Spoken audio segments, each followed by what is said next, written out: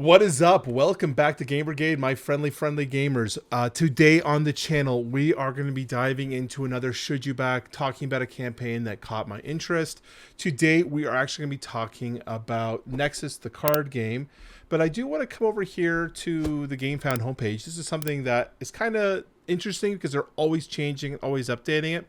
So whenever I'm kind of looking for games to search for this series, I like to come here, check out the featured page. But one of the things that I found that was kind of cool and new is they have these actual rankings by funding and whatnot, and how well things are doing funding-wise. And so that is partially one of the reasons I want to talk about Nexus, because Nexus is a card game, which is a game style that I love. It's part of how I became a gamer in general, playing card games, mostly trading card games. And while Nexus is not necessarily a trading card game per se, it has a lot of elements of it in terms of the gameplay style, very similar to games like Magic the Gathering, if you've played stuff like that.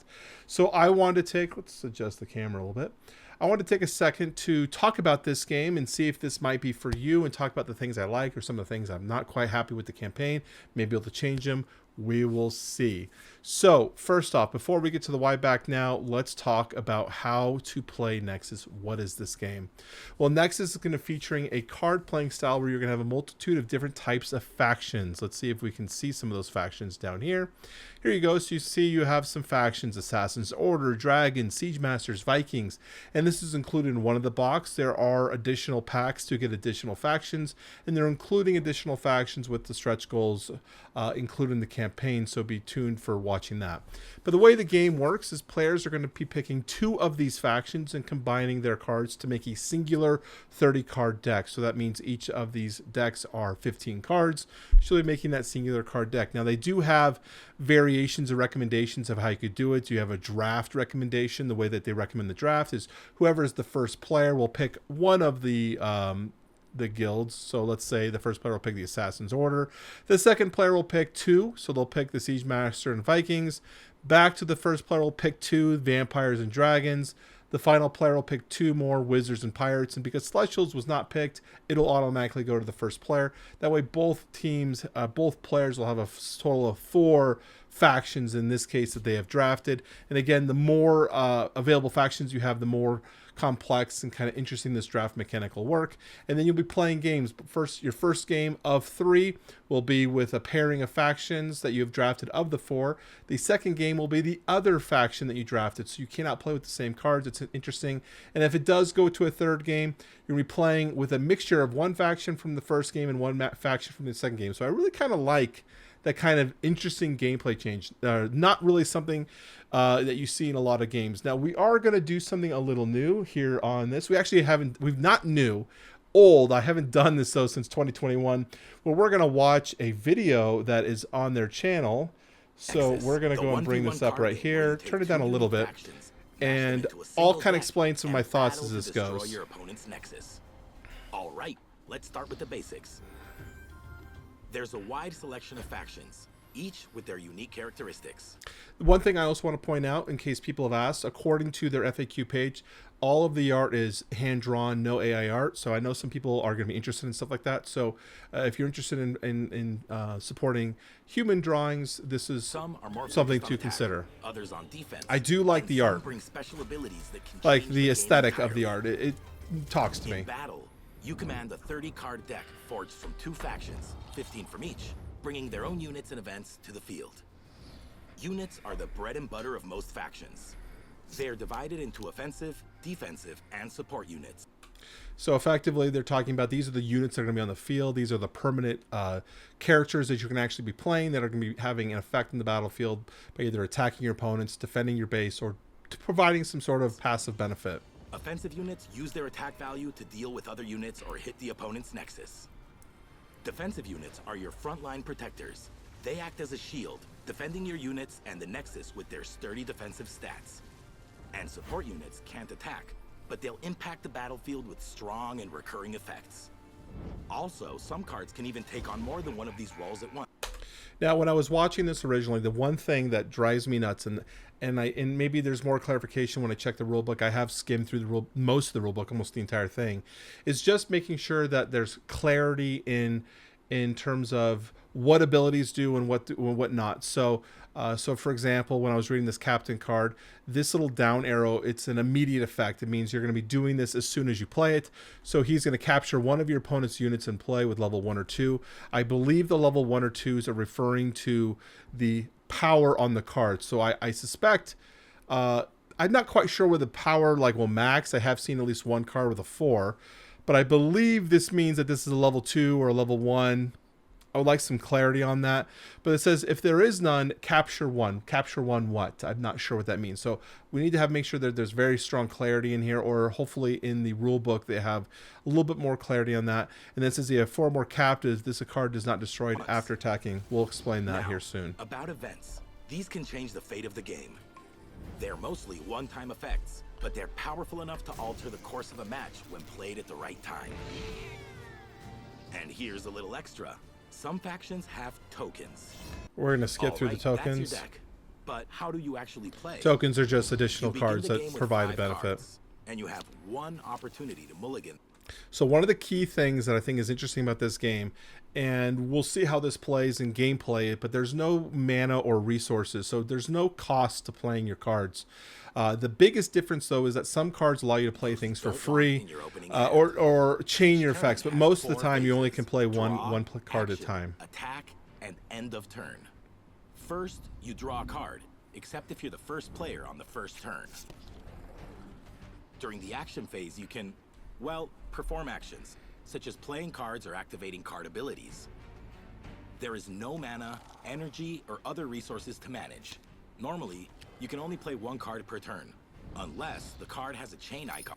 So this is kind of what I was talking about. You can play one card per turn unless it has a specific yellow diamond on the card. That means you can play it and play another card. Deploy effects trigger when the card is played, and exhaust abilities can be used during this phase. Also, you can only have 8 unit cards on the battlefield at a time. So if you want to play a new one, you'll need to burn another. You know, a soul for a soul. Next comes the attack phase, where you declare which of your offensive units will attack and choose their targets. You must attack defensive units if any are present. Otherwise, you can strike support units or the opponent's Nexus. While offensive units can't be targeted by regular attacks, certain effects may still allow you to deal with them. Units can... So the important thing to note that they want you to see there, if it matters, when you're attacking a character, this defense is also their attack as a defender. So even though this guy with 3 health, 3 attack, and 3 health kind of effectively is attacking this 2, the rules state that whenever you're attacking, you also have to sacrifice that unit. Now this 3 defeats that 2, so both units will be traded in that case. And then... But there are ways that you can actually keep sometimes attackers alive, but that's why both of them died. While offensive units can't be targeted by regular attacks, certain effects may still allow you to deal with them.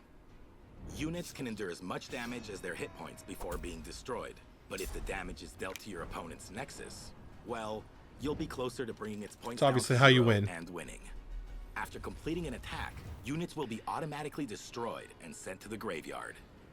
To wrap up your turn, ready any exhausted units, restore any damaged units, and burn excess cards down to a maximum hand size of 10. Now you are ready to create brilliant strategies. I don't think we need to continue any more of that portion, but that does showcase a much better way, at least, you know, with me chiming in a little bit here and there, of how the game is played. So now that we have a good understanding, we have a better chance to actually talk about the campaign and see what's in here that might be interesting for you. Now, the thing I want to make sure we mention that there are 2 boxes. You have the Last On and the Warnock, which has basically 8 factions in each one if you're wanting to customize your pledge levels in any of those. So let's go ahead and take a look at those rewards. So here they have the featured one, which is the 68 euros. The 68 euros. For this one includes both of those boxes. So you're going to be getting all 16 playable factions. Okay, the one thing I wanted to make sure I mentioned before we go into pledge levels, because things can change, is always check to see if what is going to be unlocked in what boxes or what's going to be, because sometimes they will have like a basic level which won't include stretch goals, so you always want to make sure you check. So like this says include for free in all deluxe edition packs and pledges, so this is specifically saying deluxe. I do wish that when campaigns do this that they might have a specific tag So when you're looking at, say, the basic one does say here it's not deluxe magnet box, doesn't include the Gamefound exclusives, no free foil cards. But I would like to know, does this include the stretch goals? It doesn't say it here, but I just want to make sure it's super clear. And sometimes I'll see companies put like a little tag here that'll say stretch goals are included in this one. Like this, they have this deluxe edition, but I just want to make sure it's way more clear. That way, when I'm looking here at daily reveals, this one is a skeleton pack. Is this going to be included in the basic edition? And if it does, which one? These are just things that makes it more clear for us as a backer. But you can see that they are getting additional factions, which is great. You got at least 3 factions right now. You've got the Krakens, and the skeletons are coming in. Chronomancers, I believe, as well. Yes, you have the 3 factions, which is all good. So let's go back to the rewards. Let's go back here to the Founders Pack. So this is, again, good if you have a singleton partner, if you want to play with, like you and a friend want to play this, or you have multiple people but you enjoy those 1v1 duels. This might be something to consider. It gets you those, as far as I'm well, all the stretch goals, the deluxe magnet box, which is shown here, and it does say that these are able to fit the sleeved cards. So that's important for me, because I think this game would be better sleeved. It makes shuffling much easier to do. So if you're going to have a special box for it, make sure it fits for all the sleeves. And it looks like they have designated icons for all of the factions placements. I think this should be a little bit longer to kind of fit with all the cards. Make sure they all looks good in there. You got the solo mode box as well.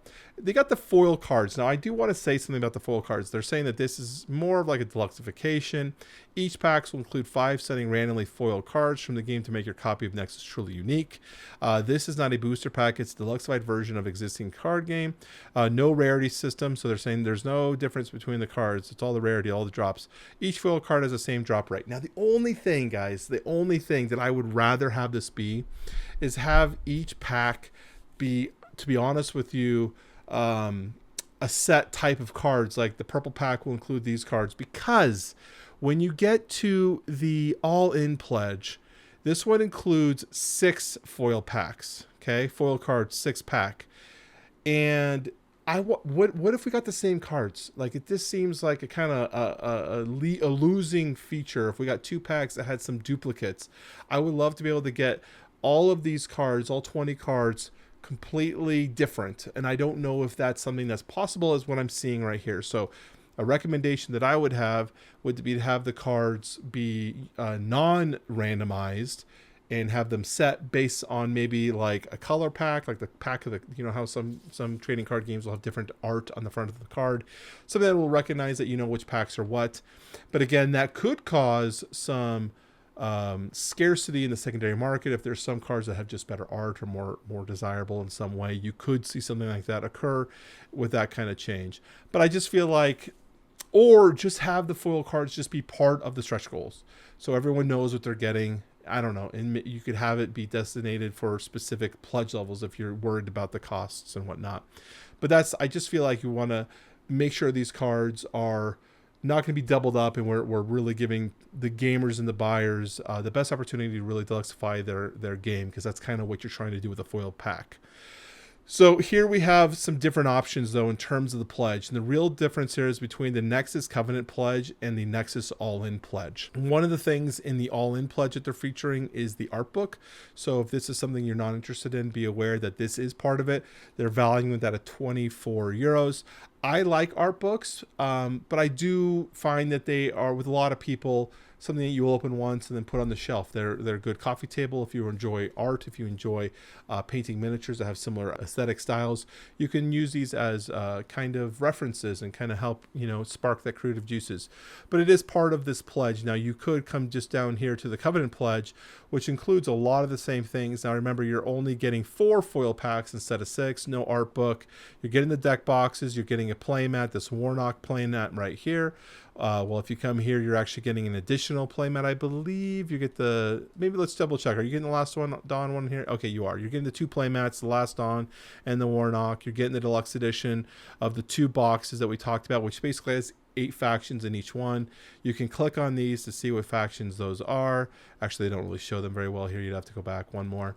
But yeah, I think that this is in my recommendation, I'd probably go for the Covenant Pledge for most people, unless you're really looking for that deluxification with the additional foil card packs. Now, when we go to the add-ons, they have some initiative metal coins. These are kind of cool. You got some more deck boxes and whatnot. You can take a look at these. These are ways to organize your decks inside a box if you want to have it, so you have this on the go, which is kind of handy. That's an option. The add-ons also give you a lot more options for different types of playmats, so you can take a look at these and see if any of these playmats kind of speak to you. The one that I thought was definitely the coolest was the undead one that was down here.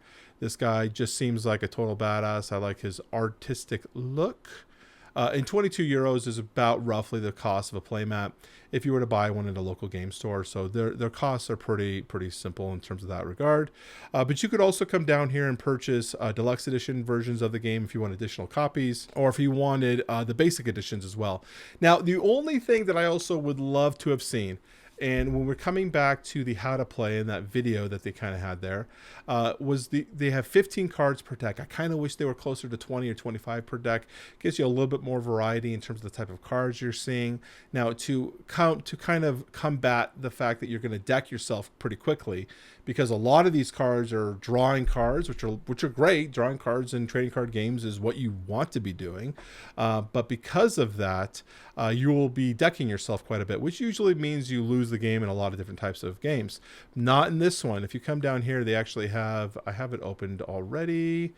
You have the rule book, which is great. Let's go ahead and do this. You can actually see what I'm looking at. They've got the rule book, which is good. I've already skimmed through this entire rule book. But one of the things they talk about that is, if you were to deck yourself, you actually will just take your discard cards and shuffle them up and create a new draw deck.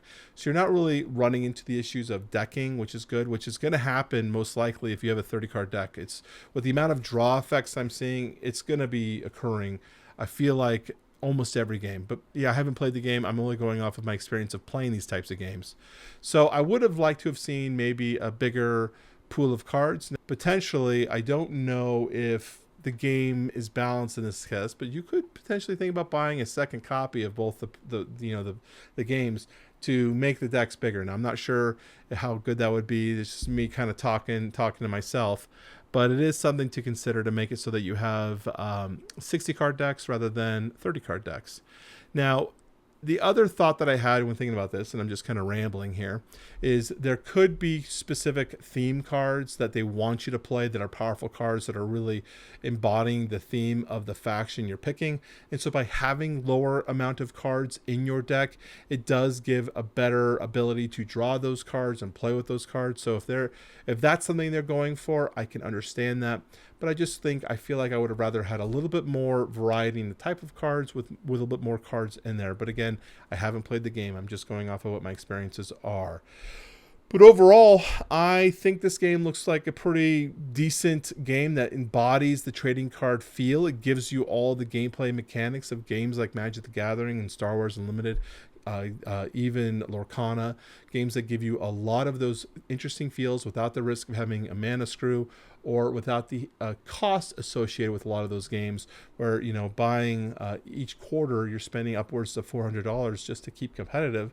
Here you can spend your $115 $150 or euros to just get the all-in pledge. Now, they also mention, when I was checking this out, that if this is successful, potentially there could be a season 2 with additional more cards and factions and things that can join and kind of flesh out the game and make it even more interesting, which I think is all good things.